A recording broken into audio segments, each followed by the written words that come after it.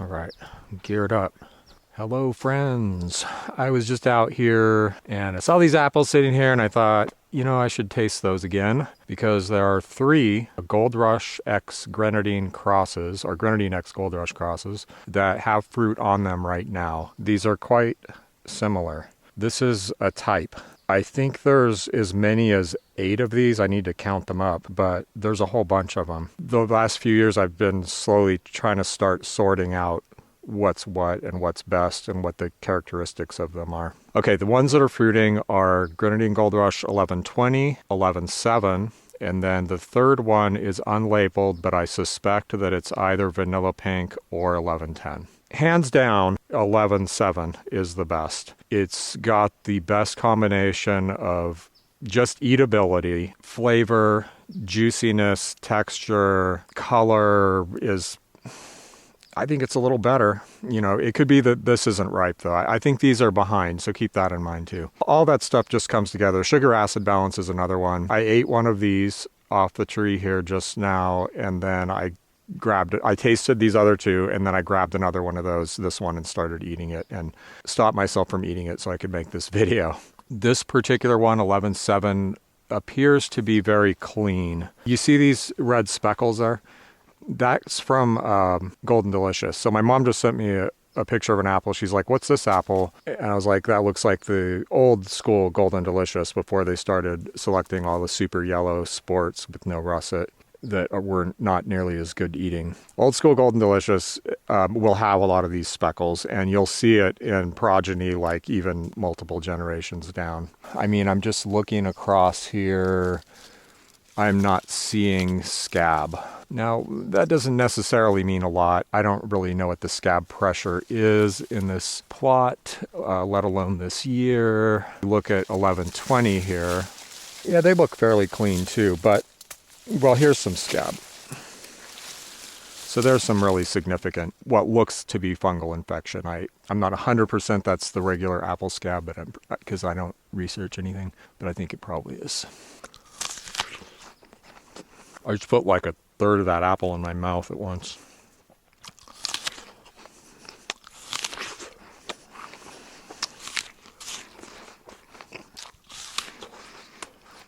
See, you know that when I can't make the video because I keep biting it, and I'll take a bite, like a good sized bite, but then I'm compelled to take another one and another one and another one and just keep biting it and stuffing my mouthful of this apple because it's really good. The berry type of red flavors are not super strong, but they're definitely there, and they definitely make it unique and interesting over the, like say if this was just this apple without any color and red flesh flavor, it wouldn't be particularly interesting, I don't think.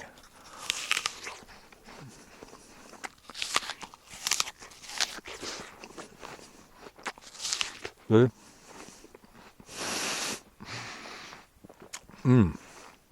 So good.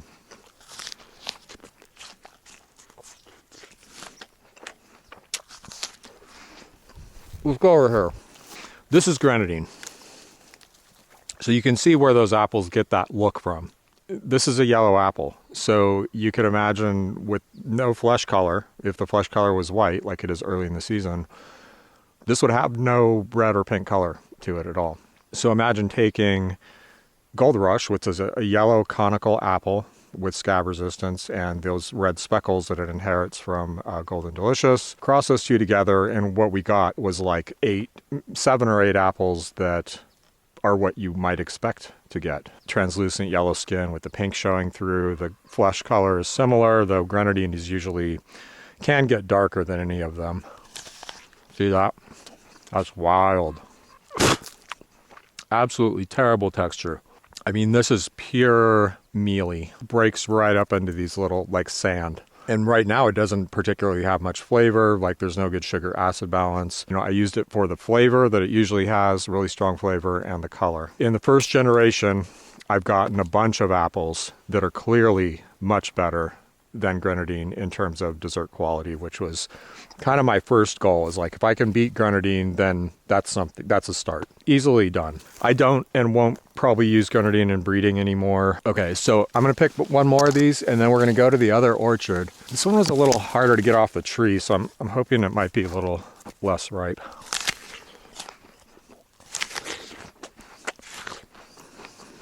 Yeah, it's good. This one's still a little bit starchy, so starchy. It's more tannic, so that's why I sound like Sean Connery, because my mouth is all dried out and my cheeks are sticking to my teeth. Still good. It'll get better. So what we're going to do is we're going to go to the other orchard and we're going to try to see if we can find all of these apples and more from that group and see what they're doing. The only one we're not going to be able to find for sure is Pink Lemonade. It's part of this group too. Same appearance and similar apple, because it's, you know, long gone. It was like back in October. This is a graft of Vanilla Pink, which was Grenadine Gold Rush 11-8. And I'm going to pick this one up off the ground because I have a feeling it's as good or better than that one. Okay. Oh, wow. I've had some pretty good, actually really good apples off of this graft this year. And big too. Like one of them was just humongous. But I wasn't getting a lot of the vanilla thing. Definitely in this one. And it makes it really intriguing. Makes me really want to get after it and eat it. Really excellent color development. I mean, approaching grenadine level. So it's like if you took one of those like berry fruit punch flavored apples like this group and then just put like I've got like a speck of vanilla in the entire thing. That's what this is kind of like. Not saying it's a dead ringer for vanilla, but it's that kind of effect somehow. It forms a really nice, sweet, rich backdrop for the rest of the flavors. But wow, look at the color. Absolutely awesome. Now, the not as good things, this doesn't have quite as good a texture as the last one, although I think it's slightly overripe maybe. It's a little more puckery, but still very edible. Like if I was in town and I walked up and handed this to like some random person at the farmer's market, it was like, here, try this. Like, they're not going to go, oh, it's puckery. They're going to be like, what the, you know, I mean, it's going to blow their mind. Look at the color alone would blow their mind. You know, the texture wouldn't get in their way of enjoying the apple. You know, all that would just be like forgotten. All that would be forgotten instantly with the flavor and the flesh color. Now later, as you know, we refine our palate, or like say you grow a bunch of these apples, you know, you're tasting them over the years, and then we keep raising the bar, because like I said, like it's heads above grenadine, and that's just going to get better as the bars reset and everything. You know, those things will start to matter more. I'm going to cross Pink Parfait with a bunch of these Grenadine Gold Rush crosses in the hopes of getting like that refined, juicy, crisp, super light texture that Pink Parfait has.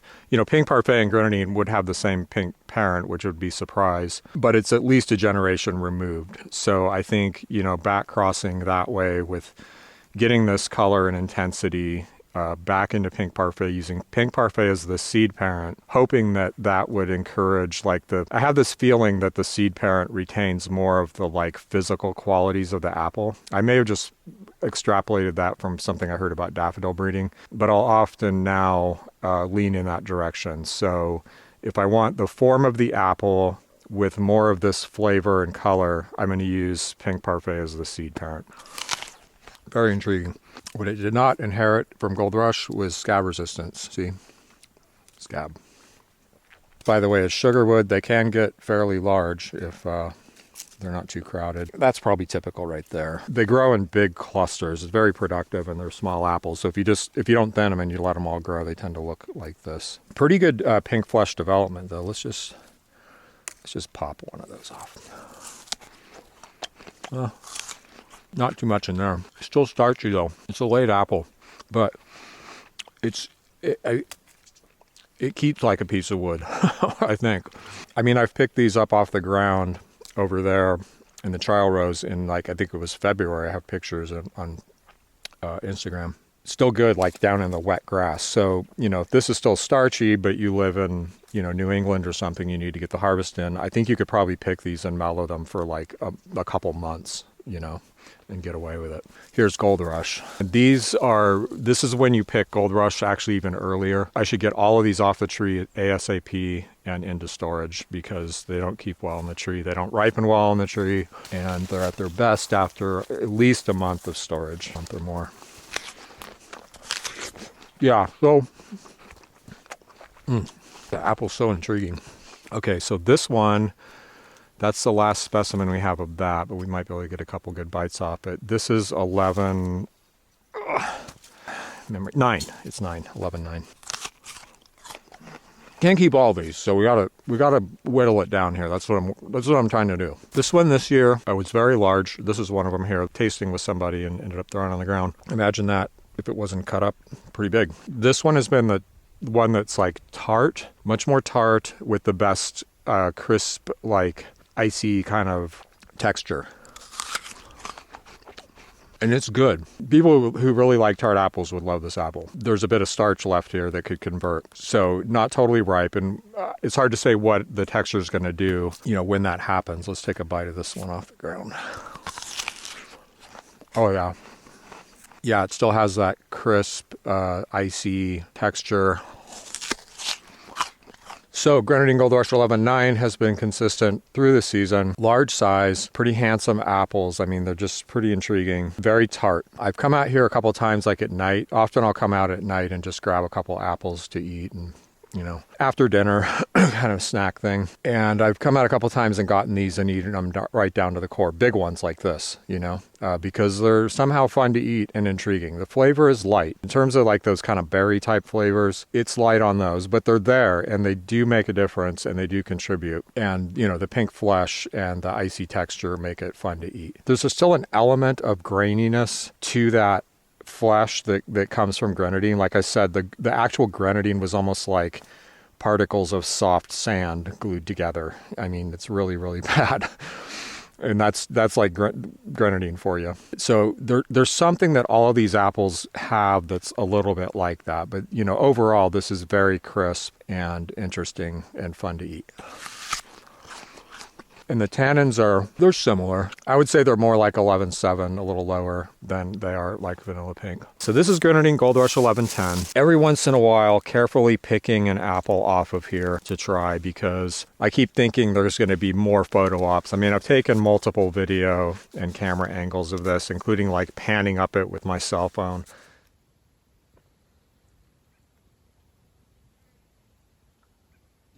These ropes of apples were so beautiful. I'm probably going to cut this whole branch off. You can see how sickly it is. It's sunburned and I don't know, it's got that black, whatever that black bacterial stuff is. So I'm probably going to cut that off and then just train this up really nice. Like I'll cut that off, actually select branches and train this into a nice tree because it may end up staying here in the long run. It gets quite a bit of burn on it too. You can see that's unfortunate. Anyway, 11-10.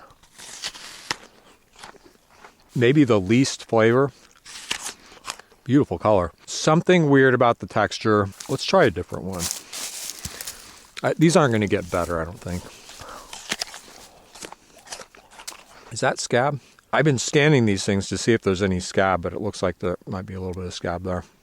But it's probably very Scab resistant because most of these apples look spotless. So as good as these apples look, they are heavily shaded out. And again, I just cleaned this up, but this was like layered, with all these leaned over trees and stuff. I think the best course of action with this is I'm just going to cut that off and I'm going to grow this out. I think I've already grafted this out. If I haven't, I'll graft it out elsewhere for further assessment. At this point, kind of not looking promising, but really it's just a bad year to judge this particular tree given the conditions it was growing in. So let's find 11-7. That is 11-4. This is either 2 or 7. That's number 6. Let's try that. Yeah, this has that super weird caramel-like flavor. Not very good. I think this one is 11-7. Yeah, this is the one I've been having a hard time reading all summer, but I can see now that it is a 7 because I put a little crossbar on the body of the 7. So I could tell it was a 7. This was not super great this year. But again, it was like, it produced a lot, but it was leaned way over here. We best judge it by the best apples, which are the ones in the other orchard, which are actually really good. There's a bunch of these. Some of them are already passed. There's at least Vanilla Pink, 11-10, 11-7, 6, 11-9, Pink Lemonade. Now this apple's interesting. This is King David X Rubio, as black as black strawberry. I actually thought it was more dark than black strawberry, but I don't think it is. Flesh is much darker.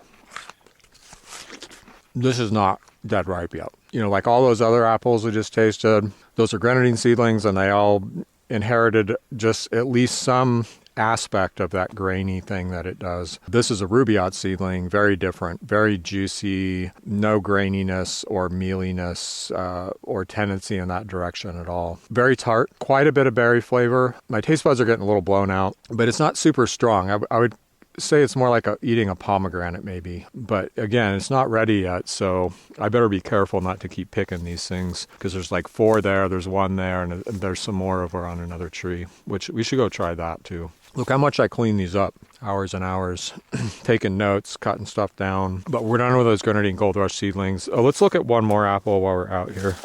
This has turned out to be really interesting. I think it's going to be a keeper. It bore a lot of apples, so I wouldn't judge this size necessarily on this year. Crips Pink X Rubio, or also known as Pink Lady.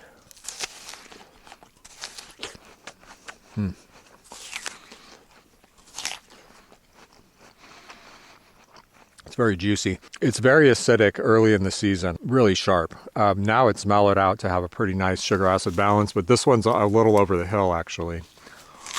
So that one. Well, I keep eating it. Yeah, I mean, this is the same cross as Pink Lady X Rubio, but this is quite a bit different. While that apple is lacking in acid distinctly, this is quite tart and punchy. This one is not polite. Punchy. The apple previously known as Ice Princess, it almost has a name. Like, it's down to like 6 or 8 names that are just, there's too many good names.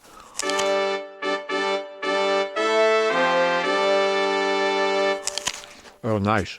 A little bitter. I saw a really big difference this year in this apple grown on a mature tree, like on its own tree, on branches on Franken trees that are more mature and healthier, and were not overbearing, because this was hanging way over here. I cut it off and tied it up, but it had just tons and tons and tons of apples on it, just these little apples. So they kind of got stunted. None of them developed that well. Real big difference. They're still kind of fun to eat, but the other ones were clearly much better. Also of note, my friend and I picked a bunch of apples to try, all seedling apples, and this was her favorite, and it was mine too. I thought, it was the most compelling, interesting thing that I wanted to keep biting. What is that? This looks like is that Lady Williams? Yeah, it says it's Lady Williams, because those actually look kind of ripe, and they look a lot more like a Wixon cross to me. I bet this thing's super bitter. Oh, wow. Wow, is that pine? I think it's pine. There's some kind of resinous, aromatic, distinct flavor in that apple. Pretty tannic. Definitely not an eating apple, or something you'd be all excited to eat. You see here how it has this weird, big, fat stem? Very tannic, like my mouth's all dried up now. I'm just trying to figure out what that flavor is. It's a pretty good color. Yeah, another potential cider apple. Really looks more like a Wixon X Grenadine. But it's not savory. It doesn't have any of the savory flavor. Hard candy cider this year, very flavorful, very tannic, very woody, very definitely a cider apple, not an eating apple. Very acidic. It's living up to everything. The only thing I haven't done, which is I need to do ASAP, is just juice some and see what the juice tastes like. I think it's going to be delicious. And this is one of those 2 winter pie apples. They seem to always be ready just to Thanksgiving, just in time for Thanksgiving pie. They both hang on the tree very well. You can see how it was actually hard for me to get that off. Texture's kind of weird. It's kind of foamy. These aren't at their best this year because I left too many apples on the tree. I mean, a lot of them. Look. And that doesn't include ones that I took a few bites of, that I took into the house, that I cooked with, that I took a bite and threw over here. I let it bear way too much, so the quality's not as good as it could be. But it does have kind of a foamy, odd texture. Not really a good eating apple. And then this one is so similar that, I mean, I think it's really going to come down to one or the other. It's less red, as you can see, than this one.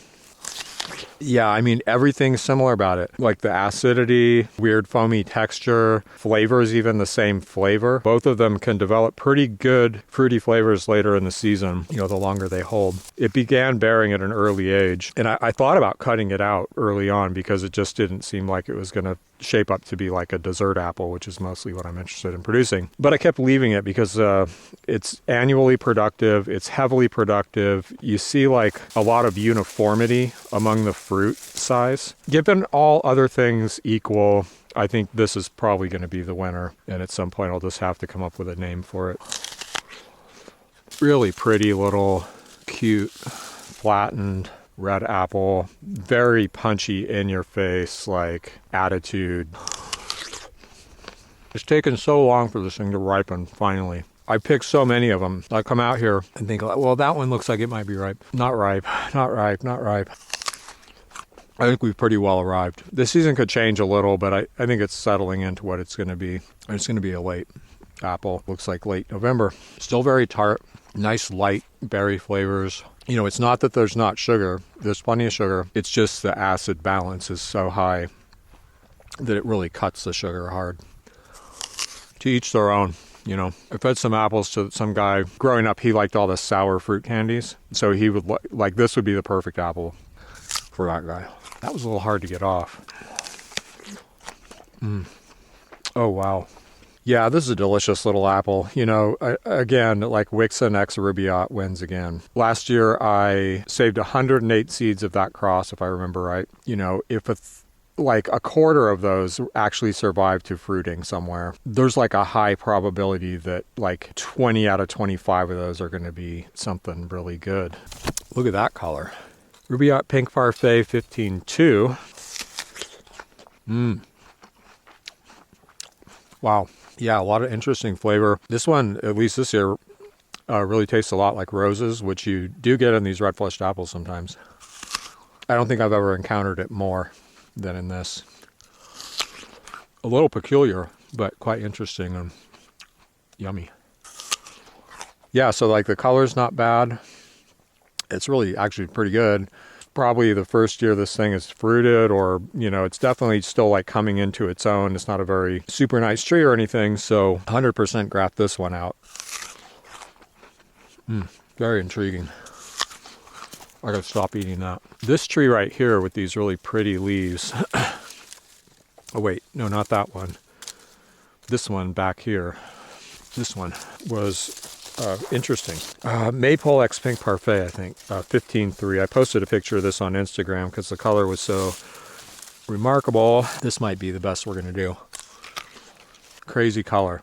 It's soft and kind of mealy now, but it's intriguing, and it's kind of like, I kind of still want to eat it. That's one I probably wouldn't graft out anywhere, but I'm going to keep an eye on it. And if it gets any better than that, I probably will graft it out somewhere to see what it does. So this is that columnar Maypole X Chestnut cross that you can see the form now. You can really see the dwarf columnar habit of it. This is the one that's super fruity, tastes like fruit hard candy of some kind, and makes absolutely delicious juice with that flavor. It translates right through the juice, and it's like, wow. I don't know if it's true, but when I was drinking, I was like, this tastes like the best apple juice I've ever drunk before. Whether that's true or not, you know, the idea came up. Also, I had my friend taste it. I didn't prompt her either. I was like, taste this. And she's like, tastes like candy. And then I gave her some of the juice, which, by the way, is also very balanced, like really good acid sugar balance. And she was super enthusiastic about the juice too. She's like, wow. Still come up with a name for that one. Someone said Jolly Brancher, which there's a hard candy in America called Jolly Ranchers, which is exactly what this kind of apple tastes like, but it doesn't branch. So not a good name for that one, but it could be for another one.